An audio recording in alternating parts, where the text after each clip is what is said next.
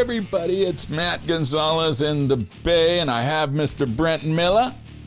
In L.A.? That's right, the one and only. How are you today, sir? Good, brother. How you doing? I'm doing all right, man. I got, like, smoke everywhere out here, bro. Oh, yeah, huh? God, it's thick. Shit. That's horrible. I'm sorry, man. We walked outside to go and water the plants, and, man, took a whiff of that and stung my lungs like crazy. Worst. Yeah, it's bad, bro. It's bad. Oh, man. So we just thinking about all our firefighters up there on the fire line. Stay safe, drink lots of liquid, man. We're really thinking about all y'all, men and women out there fighting it. We appreciate you very much. That was crazy. Did you guys have any of those lightning strikes out there in Southern California?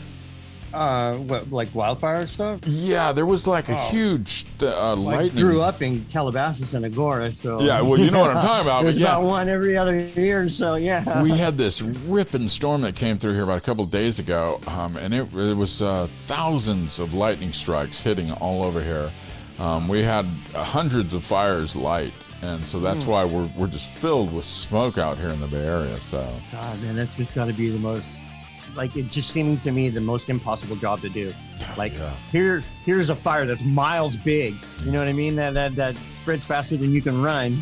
Yeah. And not to mention it offshoots embers and stuff, so you can get surrounded in it. I mean, Jesus Christ. Yeah, I actually did. Toe to that. I got surrounded by wildland fire. I used to fight it for California Department of Forestry in Jesus, man, that's fucking nuts, 87, 88.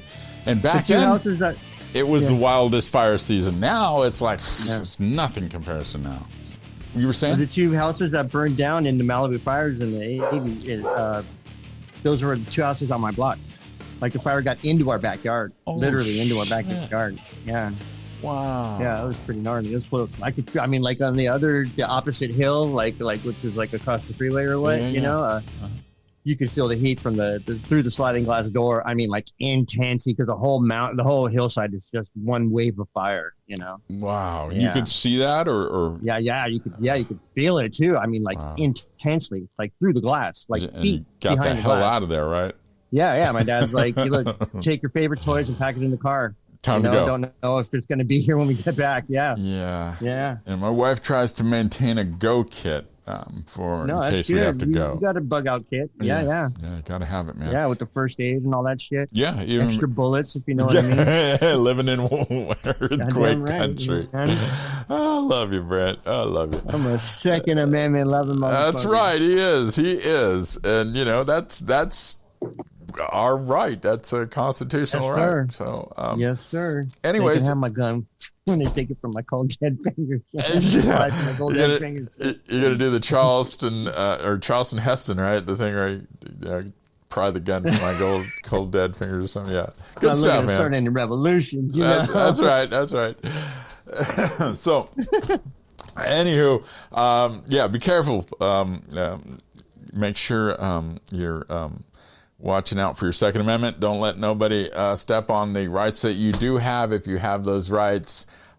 Some of us aren't so pro Second Amendment, but I do respect those who Look, that guys have them, so you know what? I'll be damned if I'm bringing a knife to a gunfight. Right, exactly. It's your right, absolutely, and I stand with that right every time. I might have a different opinion of it, but it really don't matter because you're goddamn right. So that's the way it is. And respect that. And we should all respect each other's rights. Whether or not we like it or not, you got to respect it because that's a damn right. So it is what it is. And, hey, there's plenty of support on both sides of the issue. So always be willing to talk to one another about it. Like Brent, my brother, I love him to death, and I don't care what he thinks politically or what he believes in that realm. That's his thing. He's my brother, and I love him to death, and that's just the way it is. Yeah, there we go. So all this love going on and shit, got a man love fest in here. Got to knock it off. We got people listening to the show going, stop it. We want to hit a man coming up. Give me some negativity quick. Some negativity quick. So anyways, hey, everybody, we've got a really exciting guest coming in the studio for you, a man who has been in the music industry for a while. You know the band Autograph, right, Brent? Yes, sir. And you heard the song Turn Up the Radio. Turn up the radio. Yeah, baby. Great hits back when. And they continue to hit the road. Every year they're out there doing apparently hundreds of shows. And there's still a great following for them. And it's hard work, man. It is. It really is. Yeah. You know. Joke. And a lot of people don't understand this. They think it's the rock star's lifestyle, you know, and you got all the fancy cars, you got all the big money, everything you want. It's a business. It's not being with their family. Yeah, it's staying in shitty hotel rooms. It's a business, man. Playing in crappy venues. Yeah, and everybody's looking to take advantage of you. Yeah, that's the other thing, too. You don't know who's coming up to you next. You've got certain people that you can trust, and that's pretty much it. And that's a rough life to live. Welcome, everybody. We're really glad you tuned in for this edition of IPJ, the podcast. Brent and I have a very special guest for you this evening. Brent, you and I have been around the road with the musicians and playing music ourselves, and it is always a great treat when we have an artist who has been out there touring and has been really working their butt off to bring great music to big audiences. So let's give a round of applause to our friend, Mr. Simon Daniels, lead singer from Autograph. How are you, Simon? I'm doing great. Thank you. Thanks for having me. How you guys do? Good. Now, you also play guitars, too, right? You're also a guitarist. And a few other things. Fantastic. So... Yep. So basically, I want to just basically run through a quick history. You came up really from was it a solo album, if I remember correctly? Yes. And that was an amazing album. I believe I remember a track on there called Superman. Well, that was from a formerly band that I have, from a band that I was before in the mid '90s called Flood. Yes, Flood. That's right. That was from that event. Yes. Wow, man. So basically, you've been out there just doing it with some incredible musicians, making some great music. So now you found yourself in Autograph, and just still, exceeding all expectations. I mean, you were out there just killing it before, but we didn't expect you to take off like this. I mean, you've really just been doing so much since I last saw you. So catch us up. What's been going on? Well, this is the 7th year that I have under my belt with Autograph. We put an album out in 2017 through EMP label, which is the label from David Ellefson, the bass player from Megadeth. Yeah. It did really well. It charted number 21 on Billboard, hard rock sales, and we had 3 songs in the top 10 of the hard rock media base as well. So that was a strong accomplishment.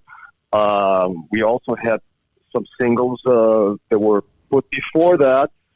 Been touring all over the place, including Europe and let me see. I think it's just I think it was here. It's England, Germany, and Canada, just ongoing with festivals and special events. All good events where there's a lot of people and it's a real high energy. Type of situation. I always make sure that we're going to, be in a situation where we're taking care and then we have a lot of fun and make everybody happy. Yeah, fantastic. So your influences really come from a lot of the older, I don't want to say older, but can we say classic rock, like the Beatles, some Zeppelin. I believe you're also influenced by a little Sabbath. I was born in the 60s. Nice. So Yes. So of course, when 1975, I was 15. That was with what I grew up with. Actually, even before that. Yeah, and all these influences that they metaphor throughout the years with different bands. Utilizing their influences as well, and but the base of it is classic rock. Yeah. Now, you also one of your favorite artists, and I think this has to do. It kind of influences your fashion style as well. I believe is Prince, correct? Prince is one of my pioneer. Demonstrators of, so is Lenny Kravitz. So is Paul Stanley. So is Tina Turner. Wow. So I was always very fascinated with artists, just much more than a singer that had a huge aura around the stage and I believe that I had that in me, and I believe everybody have that in them in whatever areas or professions they do, but it has to be tapped in and tapped on or whatever. So I just kind of just let myself go and just put no limits on anything. And that album that you're referring to was called Human Being, was a solo album where I played the instruments, wrote and produced it and all this. But it was the first thing I did after my experience with this band Flood in the mid-'90s. And then in 2013, there was a Jailhouse. That was my previous band from the late 80s. There was a reunion at the Monsters of Rock cruise. And 2 months after that, I came back, and that was just for fun. And I got a call from some guys from Autograph, and we became friends. And we just wrote some stuff, got together, and it just clicked right away. And here we are, 2020. Yeah, right, exactly. So let's get a little beyond here. So tell us, how do you write in these times right now? I mean, it's really tough. It's really dark out there. How do you? I mean, because Autograph, I love that really pumping and driving music, especially the big anthem from the big hit way back. I mean, they really got the ability to really crank on the energy, and you yourself have great stage performance. How do you write in these times? I mean, it's got to be difficult. Well, what a lot of people don't understand is that the more you engage in negative energy, the more you propagate it. You don't fight negative energy with negative energy. So this is a matter of willpower and of understanding. There is people that are in the comfort zone of misery, and it is miserable. I agree. But it takes a lot of courage to be positive in times like this. But there are vibrations and there are things that attract each other in the world, I believe. And I've studied and reflected a lot on this. Because when I write music, I don't sit down and write. I decide I'm going to write a song called this, and then I think about it. It doesn't come from my brain. It comes from, I close my eyes and let it come to me. Sometimes it does right away, sometimes it doesn't. But the point is, there's things that we don't necessarily recognize with our five senses. I really have a lot of intuition, and I understand that all what's happening right now has to happen for certain changes or for certain things to align. I'm not. It's very contradictory because it's painful and it's sad, but I'm not going to fight against it. I'm going to go with the flow. And as far as how this has affected me, it hasn't. Because last week we played in Iowa. There are surgical locations in the world and in the country where this thing is controlled. It's different in every area. Yeah. All of a sudden, we played a month ago in Colorado. Yeah, there was social distancing, and people were being tested, taking their temperature before they went in, and all this. Yeah. But I'm having, I am just riding it. My biggest problem is actually seeing other people,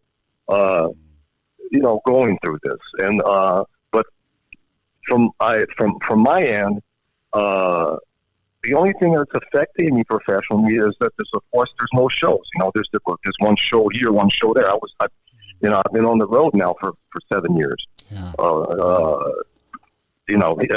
They're mainly fly-ins. That every weekend or sometimes 2 weeks in a row. Mm-hmm. We fly in and everything's provided, and but yeah, of course now it slowed down. But I already have a huge amount of shows booked for next year.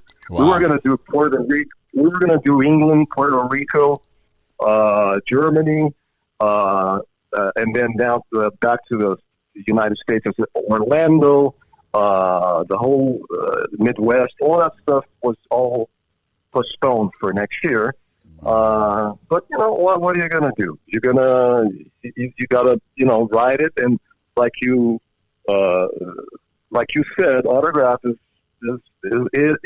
a uplifting band. It's a party band. It's a party rock and roll band. And I wanted to make sure we maintained it that way, even though some of the music sounds a little more modern due to, of course, the sounds that we get and the fact that we don't use keyboards because the keyboard player died. And we just thought that that type of sound was right for 1984, whatever, when they were doing that. But I don't think that the sound of the keyboards, that type of sound, applies much to hard rock and roll. And quite honestly, the four of us were sounding huge already, so there's no reason. So that changed a little bit the sound. Mm-hmm. And of course, in the beginning, first year, there was some resistance from emotionally attached fans. Mm-hmm. But once they go see us live, the tables turn. And since we've been on Billboard, and since we've proved ourselves and went to England and played all these places, and plenty of video everywhere showing the reaction of the audience, I'm very fulfilled and satisfied with what's happening. And I try not to think too much in long term, but I remain positive with all this. Fantastic, man. That's the way to think. You know what I mean, Brent? You got to keep that positive attitude all the time, And that goes for everybody, in my opinion. But it takes a lot of going within, and it takes a lot of sort of like this detaching from the world and from the news to find that place where you're not being daily, literally raped by information that 90% of it, you don't even know if it's true or not. So, and that happens because people have other motives, which are to make money, and that goes on and on and on. You just got to understand how the system works, how the media works, how commercial works. They're designed to inflict fear, and through the fear, their psychologists were hired specifically to make commercials to inflict subconscious fear. So people go and if you don't buy this, you're going to be ugly. If you don't eat this, you're going to be fat.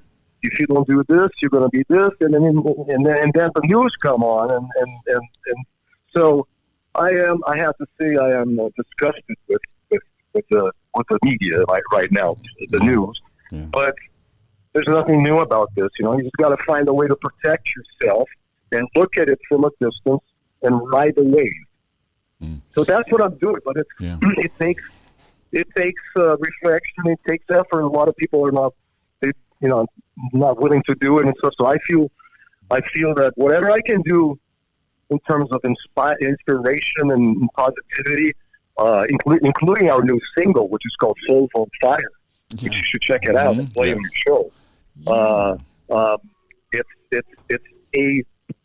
it's a hard rocking song, but with a positive vision of that even though this is all happening, nobody can stop our souls from being on fire, because it doesn't depend on them.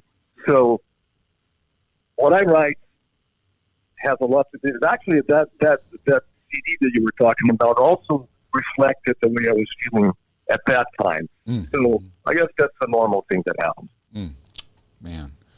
Yeah, I mean, you make a lot of sense there, too, because, the media does throw it on, and it's interesting that we have people like Brent and I and others across America, around the world, doing podcasts like this that other people are gravitating to, because we're giving, information that people don't actually, get, unfortunately, from the media that they have on their TV screens every day. So it's an alternative. Think about this.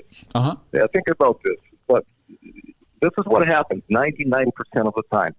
Somebody hears something they like from a source that is not a real source, but because they like what they heard, they propagate. Yep. Yeah. So that's what happens. Without researching. Go ahead.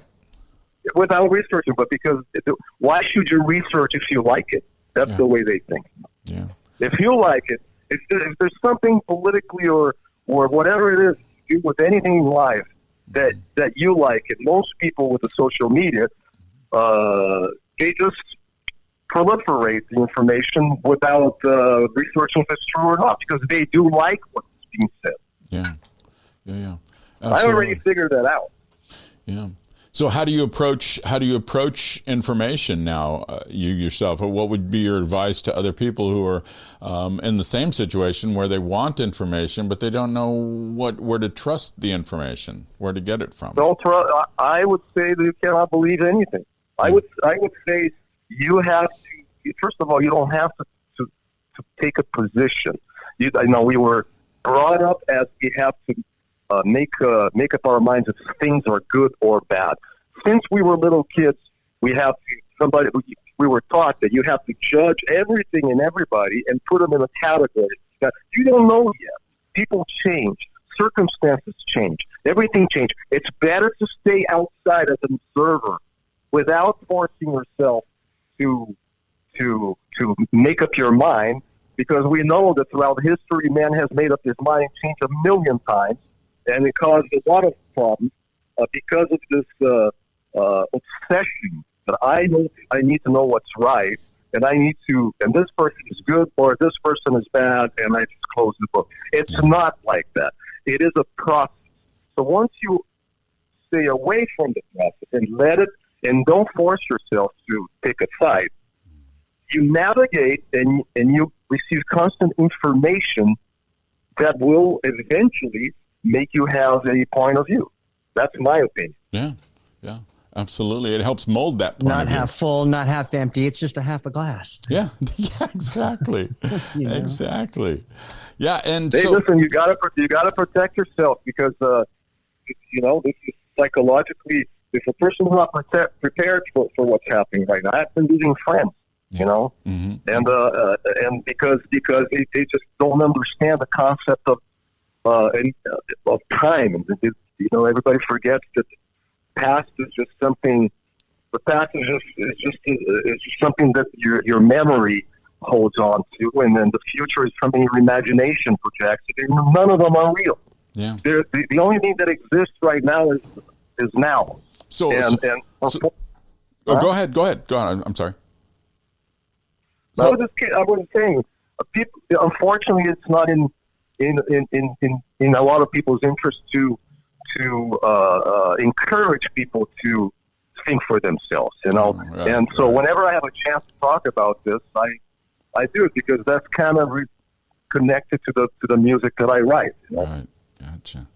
So with that being said, then let's steer it into another direction. What's your take on the afterlife? What happens after all this craziness, after we've gone through all this monotony of trying to sort through all this crazy information, and we kill over? What happens after that? What's your take? Don't know.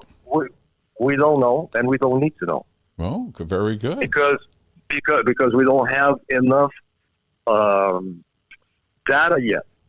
So once if the data didn't come yet, you can't jump the gun. It's the same thing as writing a song, like I was saying. You can't sit and say, I'm going to write a song called this, and because it's going to come from your brain, and the brain is just your memory or whatever data that is. You don't have channeling in your brain to inspiration, to intuition. So we don't have enough data yet. What I think has to be taken at a time, and maintain this. Anytime, especially now that you don't think it's short term, it's going to cause an enormous amount of anxiety and fear. So that's not going to help anybody. Yeah, absolutely. So what then about aliens? Yeah, there you go. Brent's taking the deep step there. So what's your take on aliens? Are they there or are they not there? Are there aliens? Are they there or are they not there? Oh, I don't know. I haven't. I'm sure that it's that we're not the that we're not the only ones in this universe. That's so pretentious for human beings to think that. But I don't know. I mean, well, any sightings in your travels? I mean, you're a well-traveled man. Have you seen anything? Yep. Anything you can tell us? I have seen UFOs, but I can't tell you specifically if they were really UFOs, or if they were balloons, or if there were whatever lights. You don't know until I don't. I don't have proof of anything, and we live in a world that that you have to prove everything, and you can't prove intuition. So I try not to say things like this with much determination because because people are skeptical. But if you ask me deep inside, of course, course, there's all kinds of. I don't think we see not even 1% of what exists. Everything we see is just whatever the light reflects to our eyes. So and it was designed. I think it was designed that way, and that's good news. There's so much more that we don't see, but this is what we're doing right now. This is the work that we're doing right now. And I have faith that whoever created us or whatever created us has in its interest, our well-being and et cetera, because that's the only way that the universe can expand. So now all of a sudden we're not talking about rock and roll anymore, but that's my fault. No. There's even though there doesn't seem like it to most of us, but there is, I guess, a little more to the world than rock and roll, right? So, so you were born in Rio de Janeiro. How has it? Have you been back there? Have you been? How has it been seeing? Your hometown after getting all this fame. Well, I mean, I lived in LA since 1985. So if you think about that, that's 35 years or more. I don't know. So I don't, the place that I was, it's not the same place anyway. I went to visit, but it took me 10 years to go visit for the first time. So it was already a lot different. I have some family there that I go visit once in a while, but right now, obviously, you can't. You shouldn't be going to visit old people and take a flight to do this. Do they know of your fame, though, here in the U.S.? Pardon? Does your family in Rio de Janeiro, do they know of your fame here in the U.S., though? So my family's in Europe, and some of them are still. Yeah, I'm not, because I was born. My parents escaped the Holocaust, and I was first generation born. So when they got, they just basically were leaving Europe, running away from Europe, and then they landed somewhere in South America, Wow. And then ironically later on, we found out all the Nazis did too. Right. Went right to the pit of them, right? Yeah. But anyway, so it was what it story. was.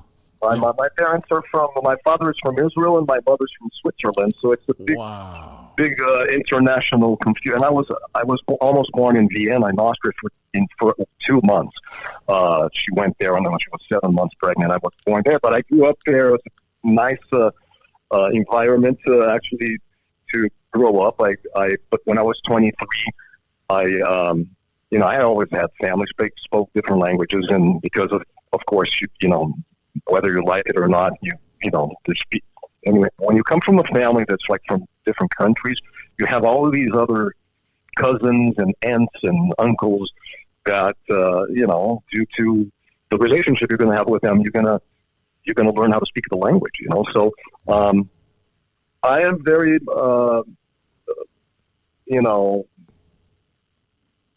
I'm fine with everything. I wanted to go there and visit them for the last 5 months, but it's just not a smart thing to do right now. So just wait a little bit more, and they're having a hard time there too. In Brazil, it's the second most affected country because these are huge countries. The United States is huge. Brazil is huge. So it's always to me funny when people say, "Well, in Iceland." They control sure. In my neighborhood, they control. You're not going to compare Iceland with the United States. I don't think that's a fair judgment of proportion. Right. But it's fine. The people are taking care of themselves. They're doing what they have to do, and we're just grateful for having health and means of crossing this bridge. Yeah, absolutely. Brent, you got anything else you want to? Yeah, what kind of gear do you like to use? Well, I'm endorsed by Dean Guitars for the last few years, and I've got a bunch of guitars here. But I also am a vintage guitar kind of like collector. So when I go on the road, I don't like to take my vintage stuff. So. But I have very good guitars from Dean, different models, the Cadillac, the Easy, which is like an Explorer. I had another endorsement with, but I don't, what we do when we play, basically we have a writer, and the promoter, before he signs the contract, he needs to agree with the equipment that we request. Mm-hmm. So we have everything, a stage plot, an input list, backline requirements. There are pages that they have to sign and authorize. And so when we get to the place, we have the exact gear every time that we request, and it's brought by the sound company of the location. So that allows us to just travel with easier. That allows us to just travel with guitars, and that's it. Yeah. When we've done productions, Brent and I as well, we've done the same thing whenever we've had like Eddie Money out or Chris Poland, the Dog Pound or whatever. Everybody sends us their writers, and we just make sure that everything is detailed because it's really important to recreate that sound, that perfect sound that they need to have on stage. So, the writers are truly very important. Yeah, but let me add something. With my experience of being out on the road for 6-7 years like this, and if any musician would understand this language, if you take a Marshall or a PV or whatever it is, and you roll their knob, you want a certain sound, you can get that sound. Actually, two Marshalls don't sound the same. It's you just adjust the knob to the frequencies that you want. And so sometimes you get there, you requested the Marshall 2000, and there's a Marshall 900. Well, you just gotta be flexible, to make it work because you're dealing with sound companies. But we always get the sound that we have that we like because we recognize the sound, and if something is not balanced correctly in terms of bass or treble or mids or presence or sustain, and the list goes on. We just compensate it in whatever machine we're using. So, in my opinion, there's absolutely no excuse for any band or musician to go play a show and blame anything on the equipment. Yeah, that makes sense. If you know your gear, tune it in. Or the engineer, unless it's obvious. Or the engineer, unless it's obvious, right? Yeah. That's different. Yeah. If the engineer doesn't know if the pilot doesn't know how to fly the plane, it's going to crash. Yeah, good analogy, right? Yeah, absolutely. But I think, human error. I mean, there are old planes that can still be flown very well, but you have to know how to fly them. Yeah. But most of the time, the engineers are great, mm-hmm. and they're very experienced, and they're very nice people, and we have great relationships from the very beginning when we get to sound check with cracking jokes and stuff, and it's a great vibe all around. A lot of those guys are union, right? So they've worked with your band probably for a while too. Yes, I mean they're doing festivals and shows in big places all year long. Yeah. So for them, you don't as an artist, you don't want your show to just be another job for them. So you even though sometimes you headline and everything is you advance all the equipment on phone calls even after the contracts are signed, but you go there and it's just you create a relationship, and it's not that hard. Just be nice, Yeah, remember that, guys, when you're on the road, those guys that are taking care of that gear and working behind the scenes, be nice, because it's a hell of a job we do. You want to sound better, too, tip the engineer. Right? For y'all. They pay a bit closer attention to detail. I'll tell you, this whole thing about Uh-huh. The whole thing about engineers, I'll give you an example, because we used to see that about clubs and stuff. But we played the Mohegan Sun Arena for 12,000 people in Connecticut, and we played with Slaughter and Dixon, and we have the best sound hands down. And they brought their engineers, and we have the house engineers. Wow! So it's really all about the ears. Even in an arena, okay. Because I was in many bands throughout my life that members of the band would say, no, you have to have your own engineer. And not necessarily, like once again, nothing is just one rule. It applies to this, maybe it doesn't apply to this. Yeah. But when people will say, no, it's like this, my experience tells me otherwise. When you go play in a huge arena and there's literally thousands of people, and you watch the video and you listen to the other bands playing before and after you, and you have everyone from the crew of those bands coming to you and say, "Well, how did you guys sound like this?" Well, nothing. We just you use the house guy. Yeah. But the house guy, the house guy these days, they know autograph songs. Yeah. Because albums have been out and stuff. So we don't have to say, "Well, here comes a solo," or here, or we need to have the 3-part harmony spread out, like this, like this, like this. They already have an idea because, listen, if you were going to mix a band that you already know, and most of them are fans of the band, they are, first of all, thrilled for mixing us. Yeah. Second, they know the sound. So there's really not that much that you have to, and we don't use tracks whatsoever. Oh, good. All live. Yeah, baby. It's all live. Nice. Well, let's dig into your vintage real quick while we have you. Well, what's the top acoustic vintage you have? I have a 1968 345 Gibson stereo, which is something that you'd see Chuck Berry playing or something like that.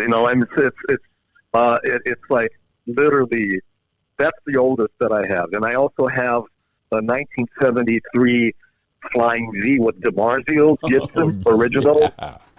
Yeah. 1975 Les Paul Black Beauty custom. Ooh. I have a 1985 Firebird Gibson. All these are Gibsons. Nice. I have a Rickenbacker as well that is different. It's a guitar, but it has the same shape of the famous bass. Yeah. It's one of a few that were made, and and then I have all my other Deans and stuff, which is really the stuff that I travel with. But and I also have a Marshall, a 1969 Marshall Flexi. Oh, nice. Is it all original? But I don't use it. Oh, you don't? All original. Wow. And it's all original. Just sits and looks pretty.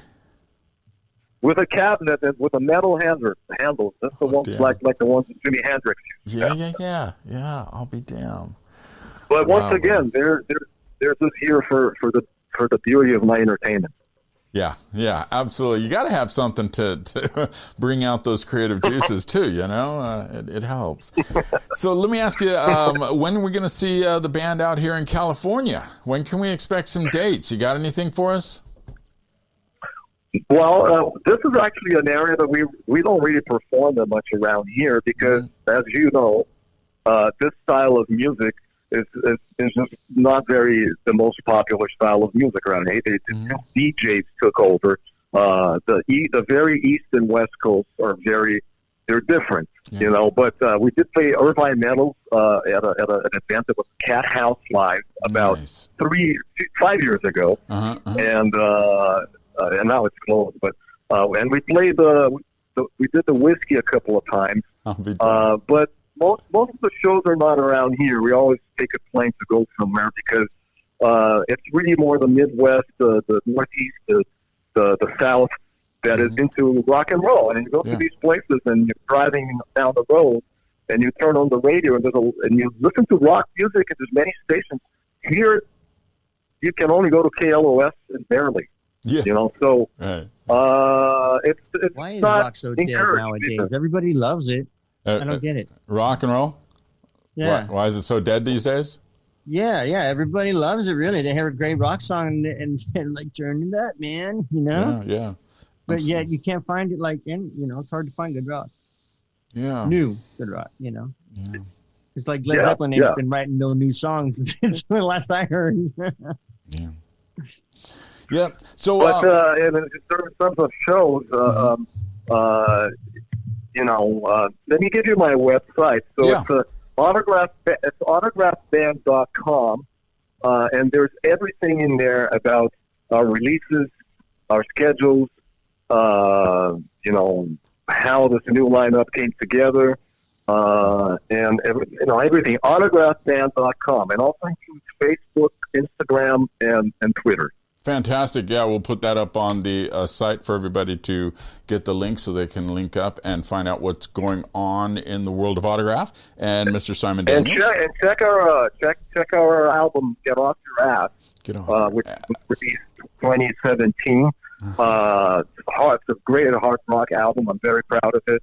Nice. And our latest single, which is called Souls on Fire. I think you dig it. Absolutely. And once again, Mr. Simon Daniels in the IPJ podcast studio. We really appreciate you being here, my brother. Thank you so much. Brent, you want to say yours? My pleasure. Thanks. Yes, sir. Thank you much. This is Brent in L.A. And this is Matt in the Bay. Thanks again, Simon. Yeah, man. Thank you so much, Matt, for having me. Absolutely, brother. We'll talk soon. Bye-bye. Oh, man, that was an incredible interview, having Simon in like that. What'd you think about Mr. Daniels in the studio, Brent? Cool dude. Yeah. As much as you could hear. An experience. Yeah, as much as I could tell. Yeah. If you guys didn't understand, Brent wasn't chiming in too much because he was having difficulty hearing the phone line. As you might have too, also had some difficulty understanding what Simon was saying, but I got most of it. I got some of it. So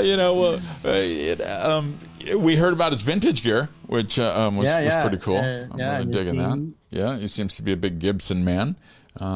Especially his vintage pieces, American mahogany sound. Oh, nice and warm. And vintage Marshall.